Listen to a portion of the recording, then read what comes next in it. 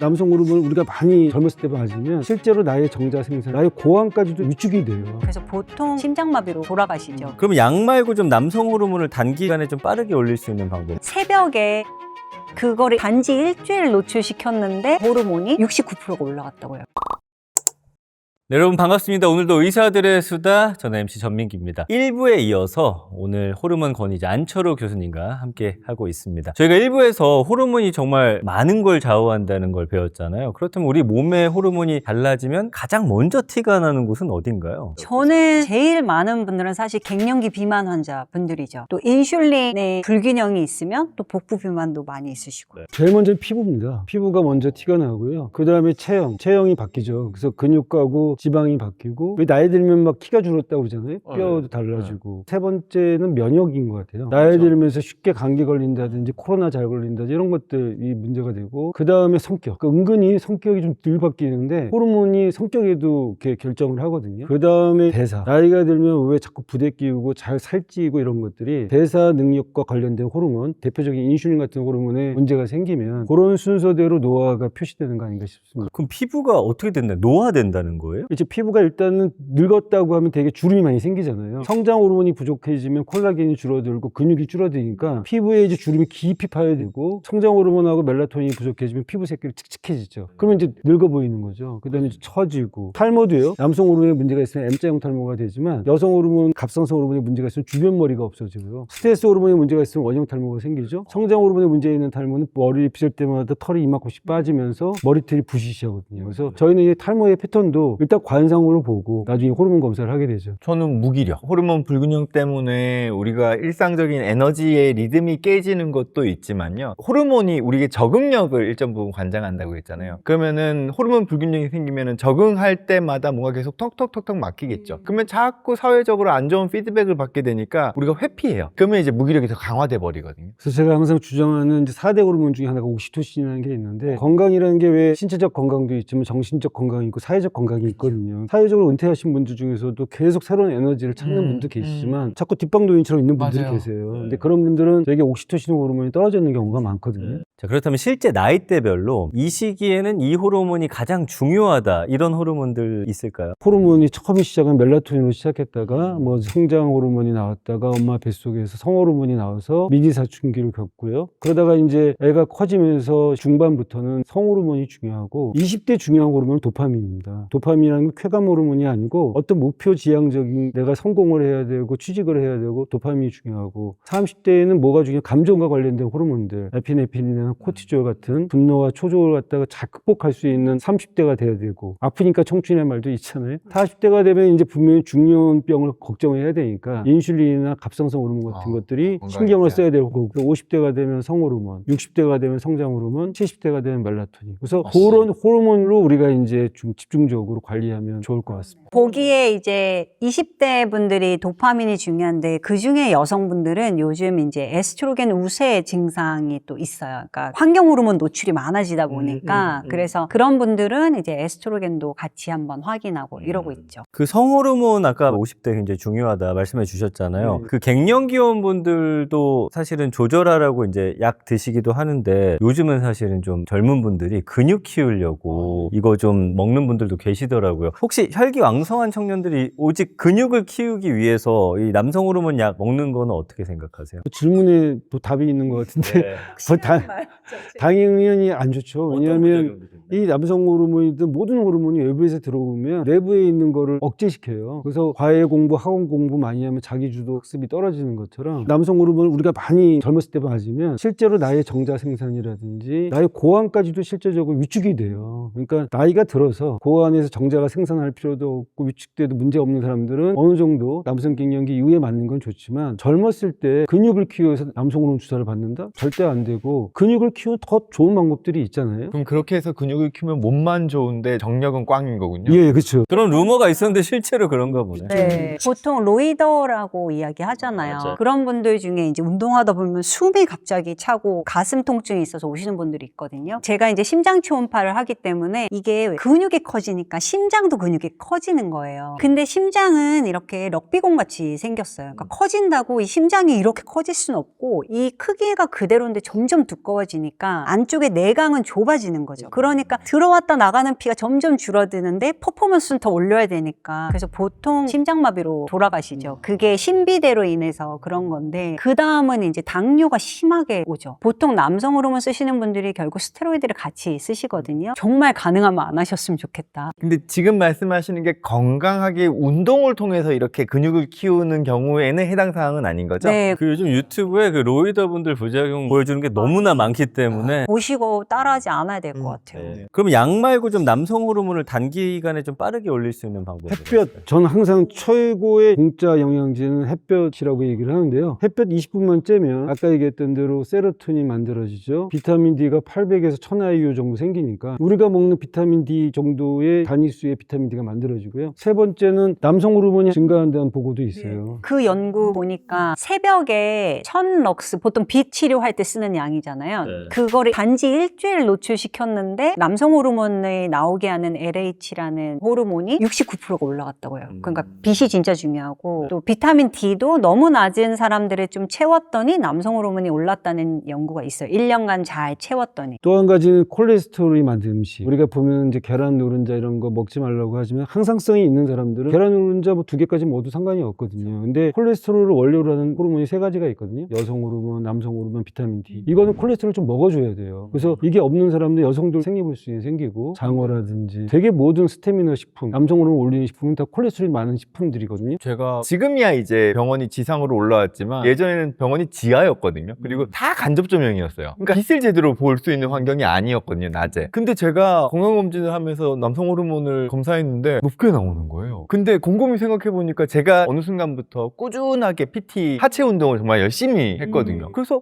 하체 운동이 도움이 되나? 이건 어떻게 생각하세요? 그건 완전 증명돼 있죠. 허벅지 근육이 발달할수록 인슐린 저항성이 떨어지면서 이 호르몬의 기능이 좋아지고요. 또 이제 호르몬의 수가 중요한 게 아니라 얼마나 활동하는 호르몬이 중요한데 피 검사에서 보는 남성 호르몬 말고 FTI라는 게 있거든요. 프리 테스토스테론. 남성 호르몬이 많다고 그러지만 실제적으로 활동하는 남성 호르몬이 적은 사람도 있어요. 그게 제가 사실은 다른 유튜브에서 피를 통해서 남성 호르몬을 수치를 쟀는데 제가 1등이 나와서 다들 놀랐는데 지금 말씀해주신 이야기를 들으니까 완전히 이제 거기 보면은 막 인해 전술처럼 남성 호르몬 많지만 실제적인 애들이 빈약하구나. 수로 승부하는 거죠. 알겠습니다. 예. 근데 그 활동하는 남성 호르몬이 생각보다 적은 경우는 사실 대체로 복부 비만이 있는 남자분들이라 맞아요. 두 분은 그런 면에서 다 활동하는 남성 호르몬이 많이 있으실 거고 그다음 대근육이 많이 성장할수록 남성 호르몬이 높다고 하니까 그 운동도 진짜 도움이 많이 되실 것 같아요. 요즘 운동을 다들 많이 하시니까 운동한 후에 찬물 샤워하면 좀 근육이 빨리 회복된다. 그래서 꼭 운동 후에 찬물 샤워하시는 분도 있는데 이 말은 어떻게 생각하세요? 도파민 디톡스에선 찬물 샤워가 좋긴 하죠. 근데 이제 도파민이 문제가 아니고 이제 우리가 지금 얘기하는 건 근육하고 남성 호르몬이잖아요. 근육이 만들어지려면 일단은 근육이 상처를 줘야 되거든요. 근데 우리가 상처가 났을 때 이게 찜질을 한다고 치면 이게 급성 손상이 왔으면 냉스포를 해야 되고요. 오래된 거는 온찜질을 해야 되거든요. 말하자면 이게 근육을 빨리 이게 상처를 갖다 아물려고 하면 냉찜질이 좋은데 찬물 샤워는 근육이 상처가 나야지만 이게 회복되는 과정에서 근육이 만들어진다는 차원에서는 이게 이제 염증에 가라앉히기 때문에 근육 만드는 데 도움이 안 될 수 있는 거죠. 저 최근에 무슨 운동 하시는 분이 되게 격렬한 운동을 하고 난 다음에 바로 무슨 기구 같은 데 들어가서는 영하로 몸을 낮추는 그거 많이 해요. 네, 근데 그거는 염증을 가라앉히지만 근육량을 늘리는 데 도움이 안 되고 우리가 얘기하는 남성 호르몬은 근육량이 늘수록 좋은 거니까 남성 호르몬 측면에서 뭐 그렇게 좋은 방법은 아니라고 할 수 있어요. 호날두가 그거 하고 그러니까요. TV에서 이제 황희찬 선수가 하는 거 봤거든요. 아니 근데 그 호날두나 황희찬 선수는 사실 더 유명한 게 좋은 식사하는 걸로. 호날두는 그 친구 집에서 케이크 준 거 보고 그 집에 다시는 안 간다잖아요. 그들은 이미 또 근육량이 이미 있는 사람들 아닙니까? 그 식사도 좀 따라하시면 좋을 텐데.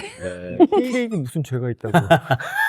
요즘엔 사실 관리 잘해서 외부는 되게 건강해 보이는데 몸 안의 신체 나이는 뭐 50대다 이런 사람들도 많잖아. 이런 사람들은 뭐가 부족한 거길래 이렇게 되는 거예요? 제가 항상 얘기하지만 이너 헬스가 아우터 뷰티를 만든다고 얘기를 하거든요. 그러니까 사실은 겉으로 아무리 보톡스를 하든 성형 수술을 했다고 해서 젊어지는 게 아니고 젊으면 나이가 아니라 호르몬이 만든다고 제가 주장을 하듯이 그 사람들의 이너 헬스 또 지금 우리 몸속에 있는 내분비에 문제가 있는 거죠. 야, 근데 되게 멋있네요. 이너 헬스가 아우터 뷰티를 만든다. 보통 아우터 아우터 뷰티와 이너 헬스 이렇게 생각하는데 네, 반대로. 그럼 노화를 막는 호르몬들은 어떤 것들이 있어요? 대표적인 게 이제 성장 호르몬, 그다음에 멜라토닌, 옥시토신, 인슐린이 있죠. 그러니까 우리가 노화라는 거는 사실 계단식으로 노화되는 거지 점진적으로 노화되는 건 아니에요. 그래서 우리가 첫 번째 갱년기는 성호르몬의 문제가 생기고 두 번째로 이제 성장 호르몬이 무너지는 거예요. 그래서 60대 중반에 난 분명히 갱년기가 지났는데도 또 갱년기 증상을 느끼는 여성들이 있어요. 제2의 갱년기를 느끼는 거거든요. 70대가 돼서 멜라토닌이 부족해지면 또 제3의 갱년기를 느끼게 되는 겁니다. 그래서 이 호르몬이라는 게 자꾸 그때마다 순차적으로 균열이 생기는데 그때마다 우리는 한 살씩, 두 살씩, 10살씩 팍팍 늙어가는 거죠. 성호르몬 사실 이게 노력하면은 늘었다 줄었다 할 수 있다라고 보여지는데 성장 호르몬은 어때요? 다 큰 사람들은 안 나오는 건가요? 아니 성장 호르몬이라는 게 죽을 때까지 나오는 거예요. 사람들은 성장 호르몬이라는 게 사춘기 때 애들 키 클 때만 필요하다고 생각하지만 성장 호르몬이라는 게 부피 성장도 있지만 우리 몸의 세포의 어떤 생존에도 관련이 있거든요. 그래서 성장 호르몬이 안 나오면 뇌세포의 지생도 안 돼서 인지 기능도 떨어지죠. 뼈도 안 되니까 골다공증 생기죠. 그래서 이 성장 호르몬이 계속 나와야 되기 때문에 사실 성장 호르몬이 얼만큼 빨리 없어지냐 늦게 없어지냐에 따라서 노화의 속도가 달라지고요. 성장 호르몬도 성 호르몬처럼 얼마든지 우리가 잘 유지할 수 있습니다. 그러면 이 젊은 시절에 성장 호르몬을 좀 잘 지키는 방법이 있습니까? 저는 마이오카인 호르몬을 제가 연구를 많이 하는데요. 마이오카인이 성장 호르몬을 잘 유지하고 유도하는 근육 호르몬입니다.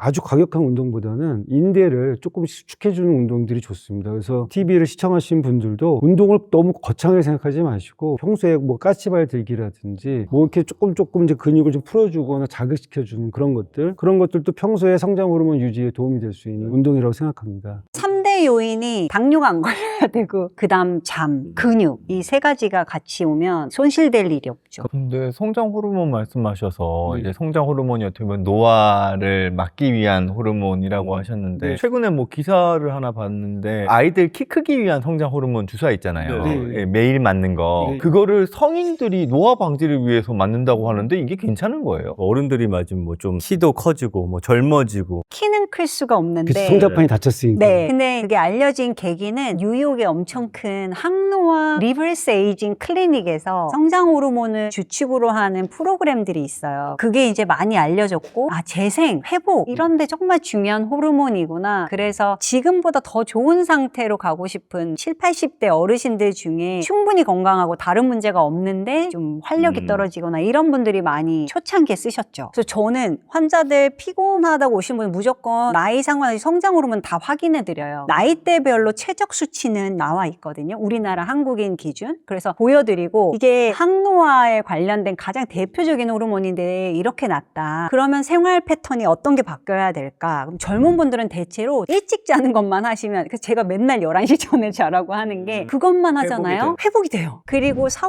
50대 분들은 진짜 운동만 하시면 회복이 돼요. 그리고 어르신들은 아르기닌이나 이런 게 좀 필요해서 식사만 잘하셔도 회복이 돼요. 그 아르기닌이 많이 들어있는 고기나 생선 근데 아르기닌만 드신다고 이분들이 근력이 생기고 이러진 않다 보니까 그 성분을 넣는 것보다 식사 자체를 양질의 단백질로 하시면 확실히 효과가 있어요. 근데 이런 걸 해도 안 되는 분들한테는 저희도 쓰기는 하죠. 근데 지금 성인들은 뭐 피부 미용 때문에 쓰는 사람도 맞아요. 많다고 들었어요. 네네. 아까 우리가 호르몬 나이 얘기를 했는데 거기보다 훨씬 못 미치는 사람들을 진단명을 성인형 성장 호르몬 결핍증이라고 해서 그런 경우에는 성장 호르몬 투여를 해야 되는 거죠. 근데 그 투여하는 정도가 아이들이 키 크는 정도보다 훨씬 더 미미하고요. 만일에 정말 피부 미용 때문에 맞는다는 정도의 성장 호르몬은 그거보다 더 미량을 투여해야 되거든요. 근데 그런 성장 호르몬은 사람마다 개인차가 크기 때문에 이게 들어가서 어떤 부작용이 있지 모르죠. 근데 그 정도의 성장 호르몬 용량이라면 내가 잘 자고 잘 먹고 스트레스 안 받고 하는 정도로 충분히 왔다 갔다 할 수 있다는 거예요. 근데 어쨌든 유행한다는 거는 제가 볼 때 우리나라 사람들 보통 사람들 아니잖아요. 특히나 얼마 전에 이제 여성들이 많이 맞고 있다는 뉴스도 나간 적이 있는데 반짝 효과는 그래도 있다고 봐야 될까요? 근데 사실 제가 알기로 뇌하 수치에서 보통 성장 호르몬이 나오는데 거기에 이제 성장 호르몬만 분비되는 종양이 있으면 성장 호르몬이 계속 분비가 되거든요. 그게 이제 말단 비대증이라 그래서 뼈가 막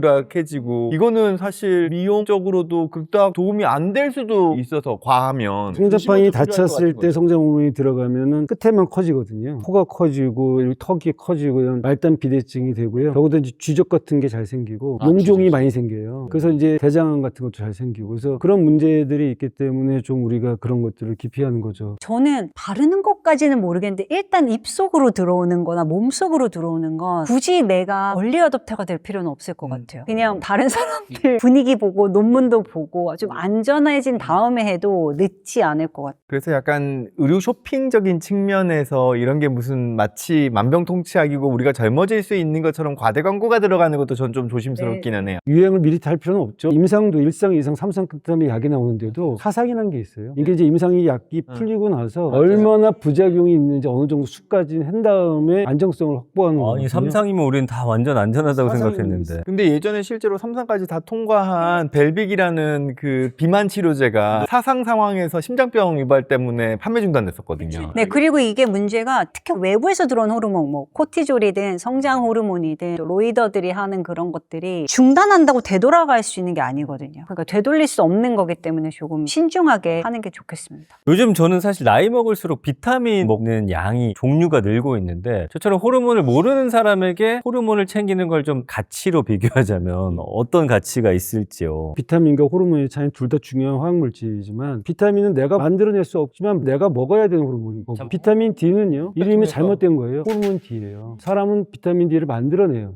그래서 나이가 들어서 먹을 수가 없거나 음식이 제한돼서 필요한 비타민 C를 먹는 건 중요하지만 그거보다는 어떻게 보면 내 안에 있는 호르몬, 우리 몸에는 100사람의 의사가 있다고 하잖아요. 저는 그 100사람의 의사가 호르몬이라고 생각합니다. 그래서 그 호르몬 관리를 어떻게 하느냐가 더 중요하기 때문에 가치로 따지면 뭐 호르몬 관리가 더 중요하다고 볼 수 있겠습니다. 환자들이 와서 제가 아무래도 의사지만 식품 영양도 전공했고 그러니까 많이 물어보시거든요. 어떤 비타민 먹는 게 가장 좋냐. 사실 특히 이제 50세 이전의 분들은 비타민이나 영양제를 더 먹는다고 더 좋아지는 영역은 별로 없어요. 그리고 정말 65세 이후의 분들은 영양이 중요한데 그게 사실 비타민은 아니에요. 그러니까 다량 영양소죠. 탄수화물, 단백질, 지방이 골고루 잘 들어오는 거. 그리고 채소를 드시면 비타민이 들어오니까 저는 비타민 말고 생리활성 물질이라고 아주 비싸게 직구해서 드시는 분들 계시거든요. 그래서 그 돈이면 차라리 헬스장에서 1:1 PT를 받아라. 거기에 돈을 쓰는 게 훨씬 낫다. 말씀하셨듯이 이게 지금 생활습관의학인데 이게 지금 의학계에서는 약간 핫트렌드거든요. 그래서 정신과도 좀 생겼어요. 라이프스타일 사이키아트리라고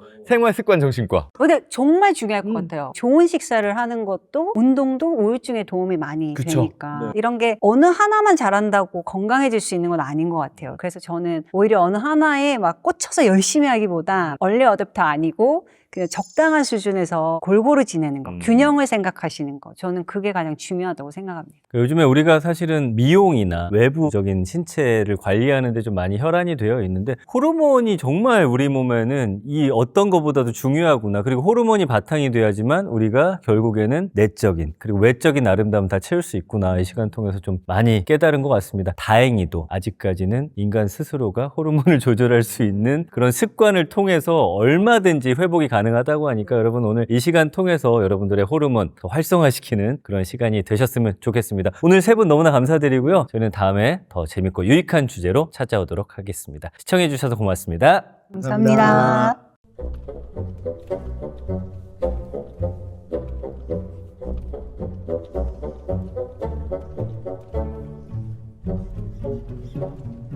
감사합니다.